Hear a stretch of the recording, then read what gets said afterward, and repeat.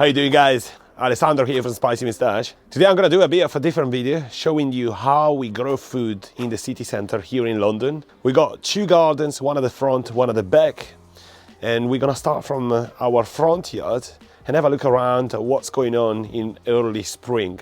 So if you come with me this way, you can see there are two fruit trees at the entrance which are pretty productive every season. We got an apple tree and a peach tree. We got a few different plants on the pathway, loads of different flowers, including rhododendron, chrysanthemum, and we had them for many years. We just keep transplanting them, and they encourage pollinator to access the area. Then down here we got strawberries and a few different plants that we planted yesterday. They are mainly medicinal plants or herbs that we're gonna use for tinctures or to make infused oil, and it's great because everything is just at the out the front and it's super accessible whenever we need something. Back here we got loads of different herbs. That's an herb garden, and again we can just get out of the door, get straight here, pick up the herbs that we need and use them straight in the kitchen. And it's a combination of loads of different herbs, including thyme, rosemary, sage, two different varieties of chives, salad burmesque, and the whole thing is topped up with straw to retain the moisture and protect the microorganisms into the soil. We're gonna be planting stuff soon, but for now we got everything indoor growing. Down here we got another raised bed with celery, a few herbs, and this broccoli plant that potentially is producing a broccoli head. Fingers crossed, we will see. On the window we got loads of lavender that we use for oil. The oil is great for the skin and for the hair regrowth. If you check as well the ground in the front and backyard, we covered it entirely with wood chips. Wood chips are a great thing to add to your pathways because they decompose, they turn into nutrient-rich compost that attract microorganisms into your garden, and so you encourage life even in your pathways. Now we're gonna check the backyard.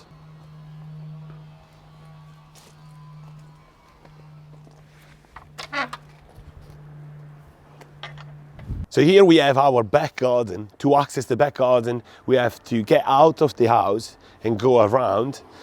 So it's a bit of an unusual thing, but at least we managed to have a garden in the city center. So once you get into the garden, the first thing that you see is flowers all around every single raised bed. The reason why I do that, it's because it's not only about producing food, but it's also about encouraging pollinators to access your garden and creating a sort of small ecosystem and replicating nature in any way possible. We also got chard, beetroot, leeks, and we topped the whole thing with mushroom compost, so well rotted mushroom blocks that then get spread all around the garden to encourage microorganisms and macroorganisms to be in your soil, because soil is a living thing. Then a vertical garden here that we built using plastic bottle. It's an amazing way to do it, like to recycle your old materials. And it's extremely easy. We made a few different versions, and we made an entire video last week. And it's only flowers here, they're edible flowers, violas. The water drips down so you don't waste any, and it ends up in a pot with more flowers. Basically recycle the water and you reduce your wastage at a minimum. Then we got a few different logs placed around the garden. They are mushroom logs inoculated with shiitake mushrooms. We did that last year, and hopefully this season we will have a production of mushrooms even in the pathways to maximize the production of food.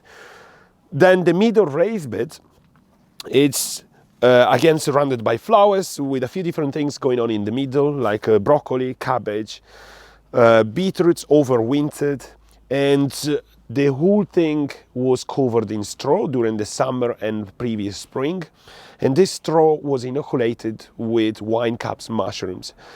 And it's super easy to do it, and just from this raised bed, nothing else, we got a production of 4.7 kilos of wine cap mushrooms.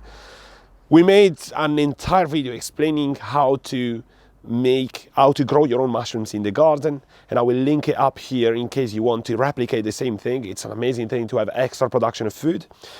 Down here we got loads of different plants to fill up the pathway, and this arch, it's covered in a plant called passiflora, commonly known as passion fruit. The flowers are still edible and they're amazing to have in tea. They give a nice relaxing effect. Then we got two plants here which are Thaiberry and raspberry. We grow quite a lot of berries in the garden, all in pots, and we just keep topping up every single year with a bit of compost to provide more nutrients to the plant to then develop the fruit. This corner of the garden, I forgot to mention, it will be dedicated entirely to tomatoes. Last year we had a lot of different varieties just here in a 2 by 1.5 meters. We interplanted different varieties of plants like marigold and basil to have companionship, and so basically all the plants help each other. And then this is my glass greenhouse. I bought it second-hand out of London, and all I had to do was to go there, dismantle it, and then come back here and rebuild it. It's not perfect, but it does the job because it allows me to extend the season once it's over, once it gets cold.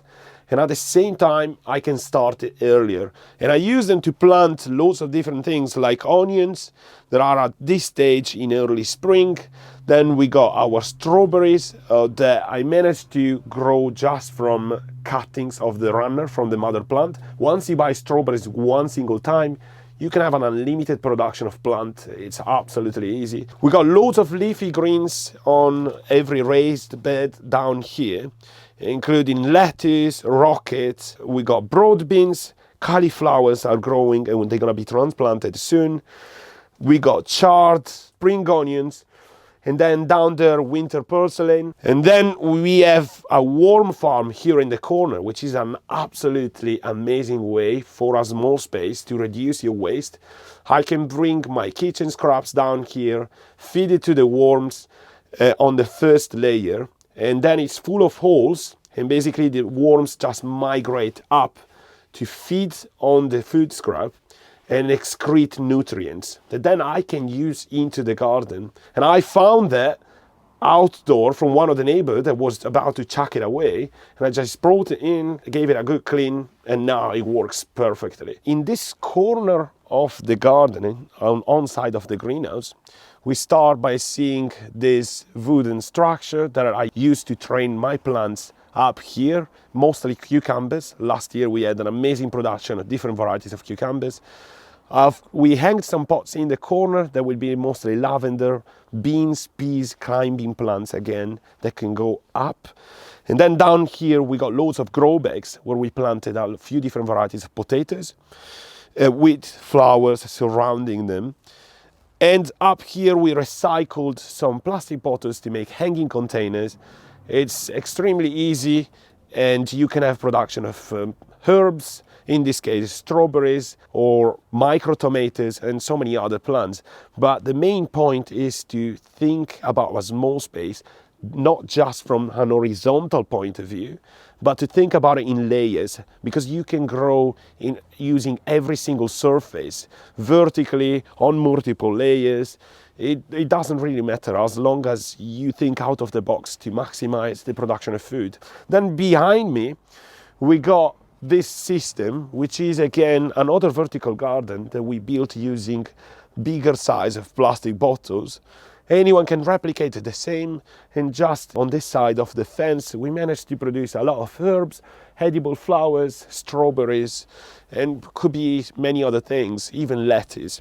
Then we got a fire pit here in the middle. So we had one of the neighbors, the community here is great, that was about to chuck away some bricks. We brought them here, we bought this metal tripod, and now we use this to cook. It's incredibly easy and efficient to have in the garden. On this side of the garden we have a few different plants growing. Again, another vertical garden. I tend to have vertical gardens all over the place. We got a wasabi plant that potentially this year we will harvest. We've been waiting 16 months. It usually takes between 18 to 22 months. Yeah, I never had fresh wasabi in my whole life, so it would be amazing to finally taste it, especially homegrown. We got an unusual composting system here in the middle that we made using bamboo. We basically grabbed a section of a 12 inches bamboo stick. We drilled the bottom. It's empty like all along in the middle. And now we can just refill it with food scraps, and the worms just migrate in to eat the food scrap, excrete the nutrients, and the plant, whenever they need them, have easy access to nutrients. And that could be replicated in a pot. I did it on the other side of the garden in a pot with herbs. So you could literally do it on your balcony, and it helps to reduce the food waste coming from your kitchen or from your garden. Here we got a composting system that I made with my friend Michael Kenneth from Brighton. It's super easy to make. You just need a pallet and some mesh, and then you fill it up with carbon and nitrogen, which means brown material and green material. And if you keep it moist, it will decompose slowly. This stuff is just gold for your garden. It's amazing. It's one of the first things that I recommend for whoever is starting a garden to have straight away. Here we got another vertical garden that we made last week. We posted an entire video on this, and it's super easy. We got only strawberries growing here. It's another use of the vertical spaces, and just around a raised bed. We built this entire thing ourselves. Here we got a watering tank that I use for collecting rainwater and at the same time filling up with tap water. I didn't mention that we have another vertical garden here on the side, and it's just herbs. It's mainly hanging containers that we made again using plastic bottles. This is just because we use a ton of herbs in the kitchen. I think the last time that I bought herbs was probably 6 years ago, maybe more. I don't even remember. And then down here I had tender steamed broccoli, purple broccoli, that unfortunately got damaged by pests, but we're still gonna be able to harvest a few things. We got rhubarb, chard.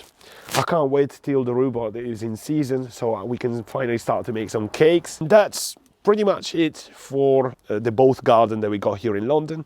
We have another garden that it's an allotment that we got last year, but it's still a work in progress, but I'm going to show you more progress soon. And if you like the video, please subscribe to the channel, and I'll see you next week with a new episode. Thank you so much for watching.